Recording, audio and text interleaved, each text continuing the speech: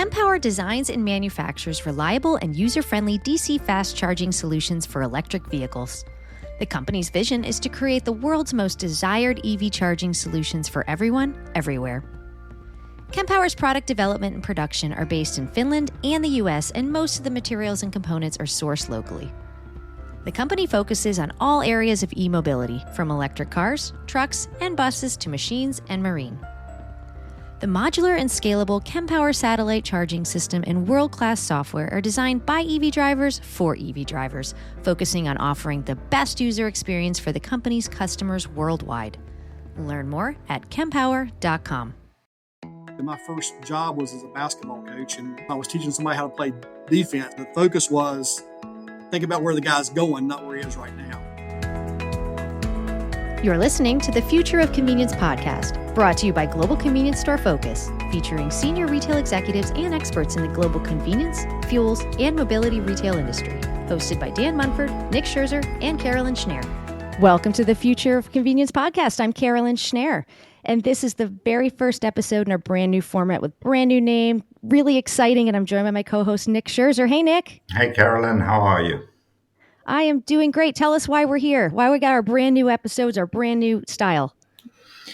Well, Carolyn, we renamed the podcast The Future of Convenience, and I think it really just links so closely to what we as a company, Insight Research, are all about. It's in our DNA. That's what we do, is focus on future trends in convenience and fuel retailing. And I think this episode in particular, and the topic what we'll be talking about today, ties into that. So talking about the e-mobility transition and electric vehicles and their influence on the convenience and fuel retailing industry. Well, we couldn't get more futuristic than talking about EVs. And once upon a time, it was the super far future, and it's here, which is why we have two really cool guests, because we're going to talk about two guests from total different sides of the spectrum. We've got someone from Norway who's going to tell us how far ahead they are in this EV and this mobility transition. And then we're here in the US where we're chugging along. We're getting there. So I'm pleased to be joined by Jed Routh, the Director of Markets for Kempower, who is here in the US, and Erik Lorentzen, who is the Head of Analysis and Advisory Services for the Norwegian EV Association. Hey, guys. Hi, great to be here. Hi, I'm Erik. Nice to be here. Thanks for the invitation. Thanks for joining us. And before we jump over to our guests, Nick, can you tell us a little bit more of what you've experienced in Norway? You've been over there many times with Insight and on your own journeys. Tell us what you've seen.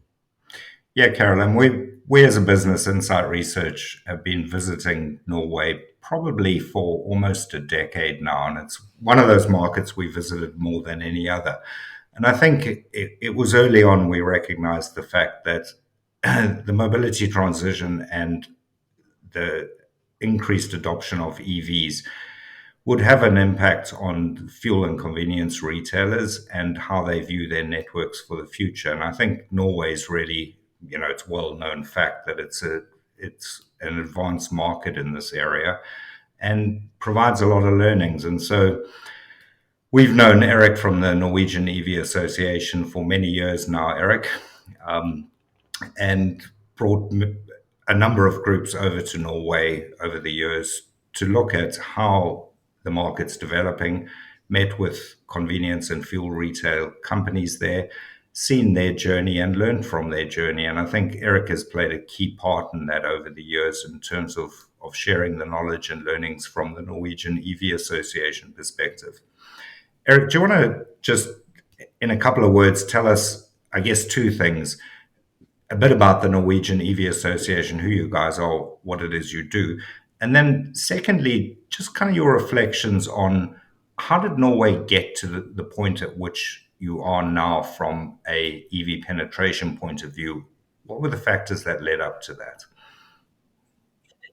Sure. So thanks. So the Norwegian EV Association, we are a non-profit member-based NGO organizing EV drivers here in Norway. And we have more than 120,000 paying members. And that is mainly how we are funded as well. And our goal, our reason for existing is to help electrify road transport as fast as possible. And then we also do a lot of things to help our members. They are new EV drivers often. They need help with charging. They have all these questions about driving electric cars, and we try to help them out as good as we can. And then we also do a lot of policy work to make sure that we have strong enough policies in Norway to reach the targets we have in Norway about electrifying our road transport. And I'm lucky enough that we have a national target that by the end of 2025, all new passenger vehicles shall be zero-emission cars. And we are already at more than 90% of all new cars, so we are getting close to that target, and that's quite amazing. Yeah, it's exceptional to have seen that journey unfold. And Erik, I guess there's two sides to this. One is the number of EVs on the road. The other side is the infrastructure and charging infrastructure to support that. Tell us a little bit about what Norway put in place to ensure that network of EV charging was rolled out across the country. So we had these strong EV policies in place 10, 15 years ago, and we started to get the modern age EVs. We started to get these cars on the roads, and we figured out, okay, we need places to charge them as well. So we had some governmental funding for building an initial small-scale charging network with small stations. This is, 250 kilowatt fast chargers per station every 50 kilometers along the main roads in Norway. And this network was finished by the end of 2017, but really started building a network for the early day EVs. And today the cars are very different, as we all know, with more range. So the need for charging has also changed a bit. Yeah, absolutely. And one of the things that I've found personally interesting, going back 6 or 7 years when we brought retailers to Norway to look at the developments in the market, there was a huge focus on both within Norway and the retailers who we were bringing to look at the market. There was a big focus on the technical aspects of putting in EV charging infrastructure and how do you do this, and from a Norwegian point of view, the speed at which you rolled this network out. And I think there was obviously a natural gap in 2020, 2021, where we stopped coming to Norway for a while. And when we returned, the thing that struck me the most, both from a Norwegian point of view as well as from a visitor point of view, is there was a marked shift in the thinking around actually the one piece of this that we've forgotten about is the customer experience of the EV driver. And it almost felt in some ways that there was a rush to get the network rolled out, get the infrastructure out there, and probably not enough thought put into what is the actual driver experience for on-the-go fast charging. And so, Erik, I think one of the key questions we really wanted to ask you today is, looking back over the last 10, 15 years with what you know now, what would you have done differently? Oh, I don't think what we did 10 years ago was wrong 10 Yeah. years ago. But today I would have liked fewer and larger stations. I would have liked more high power charging instead of the 50 kilowatt chargers, which we are replacing now to a very large degree. And then we have the access and payment to charging discussion. Norwegian EV drivers, they love driving electric, but they do find fast charging a bit of a hassle. And this is because we have all these different apps from all these different operators. We don't have an universal way to access and pay for charging. So I would have liked to standardize that before we built the 7,900 fast chargers we have today. So the government have said that we need to add credit card payment to new charging stations going forward. And they also want to retrofit the old ones, but that's going to take ages to do. So we have a charging network. We have gotten incredibly good at building fast chargers. We added more than 2,000 out of 8,000 fast chargers were added last year. So we have had an explosion in building fast chargers, but they are still too difficult to use. So to standardize on a payment solution before building all of the chargers, that would have been a good thing to do. Also, when it comes to other things like price information at the stations, it's impossible to know what you're paying for without looking it up in a lot of different apps. So there are a lot of these user concerns that could have been standardized before, and that would have been a very good idea. Other than that, we also see that the stations we build today, they are large stations, they are high-powered charging stations, and some of the old stations are at not exactly great locations. They are behind some buildings around the corner or something like that, difficult to find. Today, we build them at good locations that are easy to find, and that's definitively a good thing. Other than that, we have challenges. Stuff doesn't work. Chargers need to work. So anything that can be done to make sure that the chargers actually work would also have been great. That's really cool to hear all that, because I mean, I'll let Jed speak more with that, but from a consumer point of view, I don't drive an EV, but I hear the same issues kind of here as we get started. But I wanted to give Jed you a second to tell us a little bit about where we are in the U.S., especially from your perspective. I mean, we're trying. There's federal legislation that's law now, and that's really moving us along. Slowly but surely, but I'll let you talk a little bit more about that. Can you tell everybody in our audience a little bit first about Kempower and what you guys do, but then also where are we here in the U.S.? Sure. So, work for Kempower, director of markets here. We are our corporate headquarters is in Finland, so right next to Norway, and they're our neighbors in Lahti, Finland, and have had a lot of success in Europe and the European market. They are specializing on DC fast charging. So that's our core business.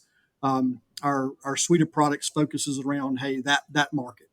And then just last year, the decision was made to bring Kempower to North America, specifically for a lot of the reasons you mentioned. The legislation that was there encourages, really mandates, an American-made and parts purchased product. So we needed to be in North America, both for, hey, it's a big market. It's a market that is, at least we see, as increasing. We're not where Norway is yet. We're more like 6% of vehicles right now, but it's a lot of vehicles, right? So, and we see that increasing. So needed to be there for that reason, and also for the legislation region. Where we are in North America is, I guess there's some different fundamentals about the market itself. Certainly, a lot of roads, big country. I think you have to take that. So the range considerations matter here as much as anywhere else. But then it's also very fragmented. So we don't have that. I was interested to hear Erik say the government mandated, credit card readers. That's probably never going to happen here. It may happen for a program. So, if you are funded by the government, these things must happen, but not everything's funded by the government. So we typically get, for example, in California, you may have a requirement for a credit card reader, but you may not in North Carolina. So I think we've got that to overcome. And then certainly, I don't think we're quite there as far as this national consensus around EVs. I'm an EV driver. I love it. But we've got a long way to go there as well. Certainly, tons of progress being made, despite what people may hear in the media. EV sales are growing here, and there are just some fundamental reasons around both just the pace of investment and progress in EV vehicles themselves, and around some future emissions laws that just spell the fact that it's going to happen. So we have to be ready for it. We have to build out the national charging network along the highways. And we've got to get ready for other things like fleets and other segments have to be ready as well. Yeah, absolutely. And Jed, I think what's interesting to me when thinking about the US and then reflecting on those learnings that Erik spoke about from Norway, and particularly from the perspective of convenience and gas station operators in the US,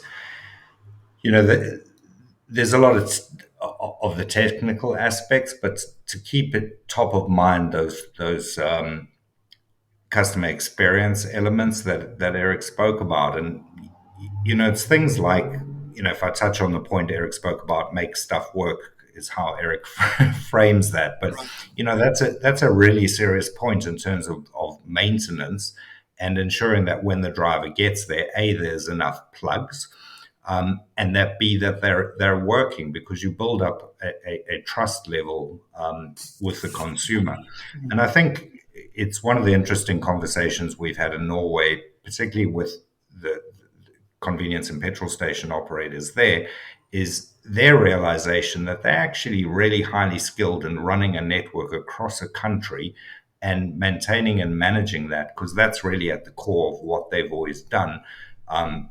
from a fossil fuels point of view. And then additionally, at those sites, they have the services and amenities which connect to the overall customer experience. Jed, I don't know what your thoughts are on that in terms of what you're seeing in the US in terms of retailers beginning to expand their EV charging networks. Yeah, again, just like the other discussions, it is, just at the beginning. We're starting to see some folks kind of dip their toe in the water, dip their toe in the water. And I think Erik makes some great points though, because a lot of times what you see is, well, we'll take two. And I was just at a convenience store with that situation with my EV, a couple of months ago, and it was a frustrating situation because I had to wait. And you're not. Yeah. If you have to wait, the potential is that you're going to have to wait longer than you would. I've certainly waited at a gas pump in the past, but you know how fast that's going to take. So I think that realization does have to be made. And then, interestingly, to Erik's other point, I was at a 60 kilowatt charger. So, that just doubled up the situation. So there's a lot of education to be done there. I mean, when I talk about there being 6% of the EVs, that's new car sales. So if you take total on the road, the number's a lot lower. And so there's less just knowledgeable EV drivers. Probably the person you're actually marketing to doesn't have one and doesn't understand the experience and the potential frustrations there. I get that it's also an investment that has to be considered and an unknown, and I'm sure there's some lack of comfort there. But always our experience is more plugs is better. I mean, I think we've got a good system to kind of shift the power back and forth and at least help people maximize their investment. But more plugs is better, and there's a few kind of key customer issues you really need to avoid. I mean, you need to have something available for these guys for the time they're charging, and then we need to minimize that as much as possible. Yeah. Well, and I don't think it helps that, and I'm not going to get all political on this one, but it doesn't help that the media, the U.S. media, is constantly poking holes in this situation. For the most part, some are better than others, but everything's frozen in Chicago, and I'm thinking like Norway's figured it out. It snows a little bit more there than it does here. It's not. It just happened. But I mean, I think, to your point, and the customer experience side, where I am here, and I'm in the Washington, D.C. metropolitan area, I can think of about 4 places within a 5-mile radius that have chargers, and they're all grocery stores, and they're at the very far end of the parking lot. And there's 4 at one store that I'm thinking of in particular, and they all have and 3 of the 4 had a sign last week out of order. So it's made, and it's a very complex infrastructure, as we all can imagine. I don't even know the nuts and bolts behind it, but I think that we're getting there, and with the help of conversations like this, we're getting there a little bit further. But I guess even looking back, like Erik, is there anything that Jed said that like sticks out to you? Like, obviously there's nothing we can do from a large scale federal thing yet, but like red flag, don't do that, or yeah, you're on the right course. How are we doing? Do we sound like we're moving along, Erik? I think you are moving along on the right path, and also from the Norwegian experience, at some point things are going to accelerate. Because people are driving electric. If your neighbor is driving electric, it's a slightly more a bigger chance that you also go electric. If your friend or family has an electric car, you tend to trust them, and they say that this is actually working and it's growing faster. And also in Norway, when you look at the total number of cars, 1 out of 4 cars are already fully electric. And if you look to Oslo and Bergen, the larger cities, it's 4 out of 10 cars on the streets are fully electric. And we're starting to see that this is working large scale. We're starting to see that, yes, we're going to fix charging. This is fixable. If you had asked me 5 or 6 or 7 years ago, I was very worried about our ability to scale the charging networks fast enough. But the last 6-7 years, the industry have been building these chargers without public funding. They're doing it because it's a business case to do it. And I think that's incredibly important for the speed of the rollout. And also, you touched upon, we need to educate EV drivers a bit as well. Some ways are better to charge than others when it comes to how much power you have in the battery. Is the battery warm or cold? Things like that. And we do have some challenges with slow fast charging during winter times in Norway as well. Everything isn't perfect, but the cars are getting better, and the car in the infrastructure on the charging side is also improving very fast. So we are definitively moving in the right direction. Eric, that's really interesting, and particularly where your points around the business case and that tipping point, in terms of this really moving forward. It's not necessarily government funded. I know that the government subsidies have massively decreased in Norway, and many of them have now been removed. But just kind of thinking about Jed's point in terms of like more plugs and higher power charging. What are you seeing in Norway in terms of what is the typical kilowatt charger being installed now, and just your reflections on this general point around more plugs? Yeah, well, I definitively agree. We need more plugs, and most of the systems that are being installed in Norway today have some sort of power split or power share, like the Kempower system, which is very popular in Norway as well. But we definitively need to go from 50 to 150, 200 kilowatts to make this work at a larger scale. And that's happening in Norway, but you don't necessarily, if you have a charging stations with 10, 350 kilowatt chargers, you're not going to max that out in the foreseeable future. So it's okay to have power split. It's a good way to do it. It's a much more, it's a cheaper way. It's nicer to the grid.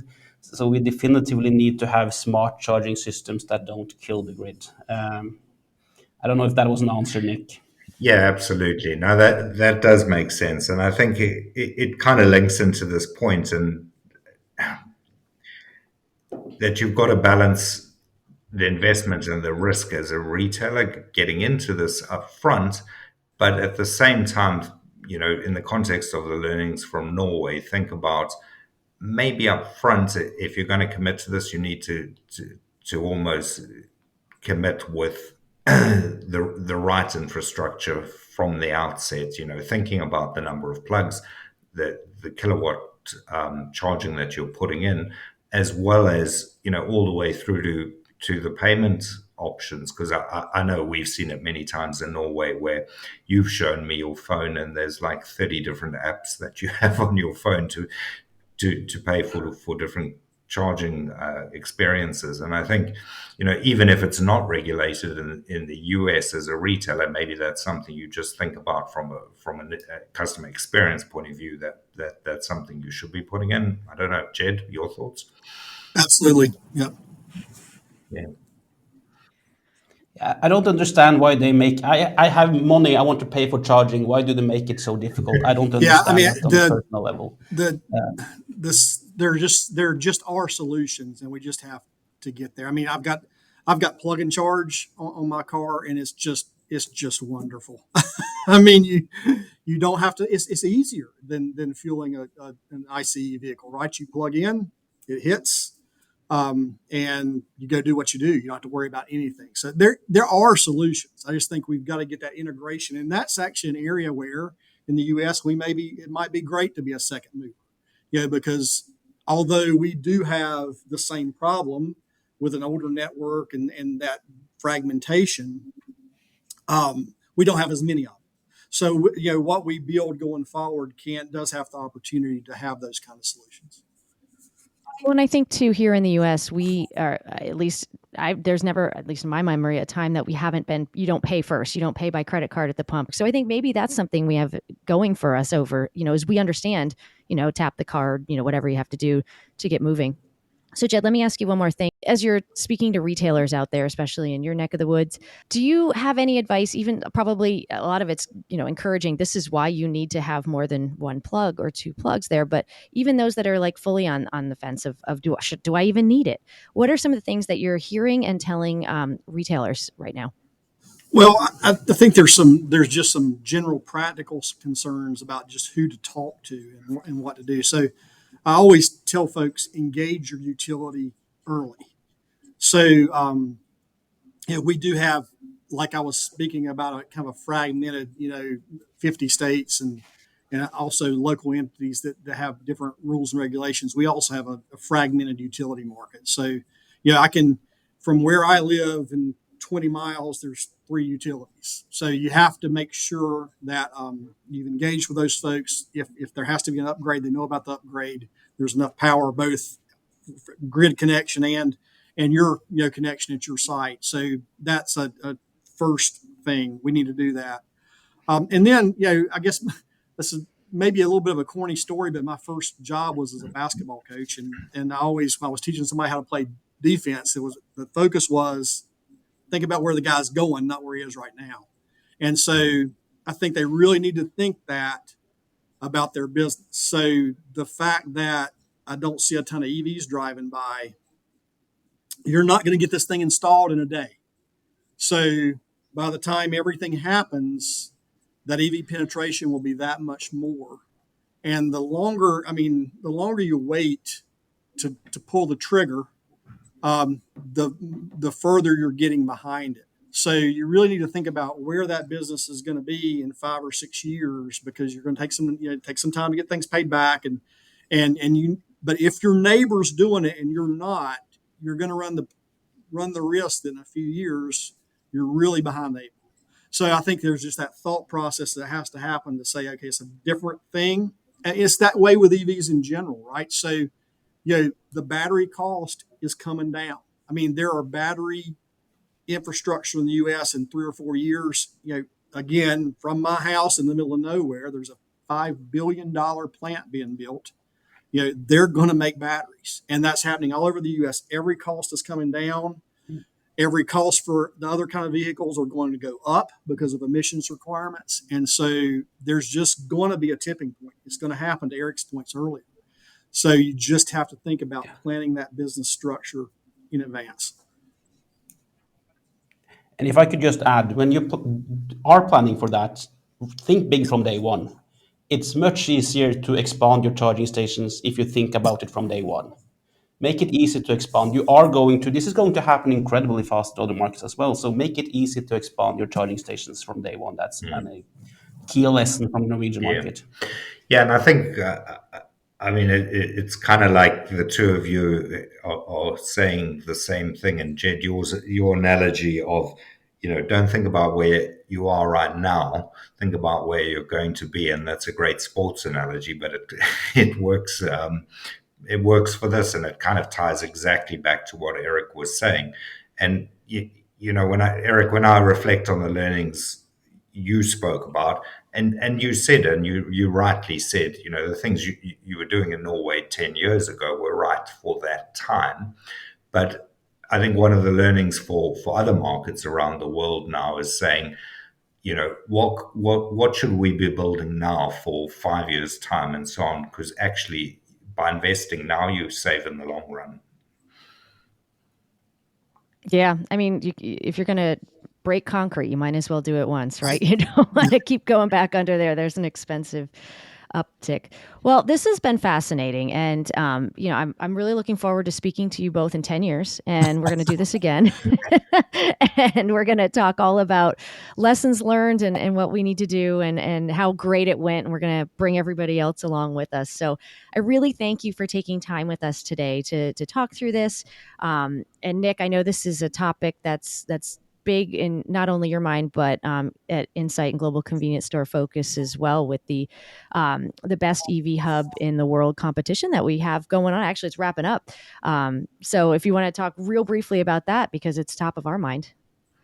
All of the profiles for the best EV hub in the world competition are online now on Global Convenience Store Focus. And for those of you who don't know about this search competition, what we ask retailers around the world to do is submit their entries of their best EV charging hubs from different countries around the world. We've had a very positive response with over 20 entries so far from different retailers around the world, from China through to the US and across Europe. Part of our goal with this search and profiling these entries was to provide the industry with a global view of EV charging retail landscape, and at the same time celebrate the journey retailers and CPOs around the world have undertaken to adapt and embrace e-mobility. And secondly, to Erik's point about these learnings, to help unite the roadside retail industry, mobility industry, charge point industry in a common goal to improve the customer driver experience for EV drivers. So you can check out those profiles on Global Convenience Store Focus through March and April, May onwards. And there'll be an opportunity to vote for your favorite online. And so take a look at those. Yeah, we'll certainly put the link in the show notes for that too. But again, it's just a way to see what's out there and give you some ideas. Looking further ahead, not where you are now, but where you're going to be in the future. So thank you so much, gentlemen, for joining us today. And thank you for listening to The Future of Convenience. You've been listening to The Future of Convenience podcast, produced by Dan Munford, Nick Scherzer, Jenna Ferguson, and Lorraine Evans. It is produced, edited, and mixed by Caroln, Schnare, and music is provided by Jukebox Music. Tune in every other Friday for new episodes, and please subscribe on your favorite podcast platform. Learn more at globalconveniencestoreFocus.co.uk.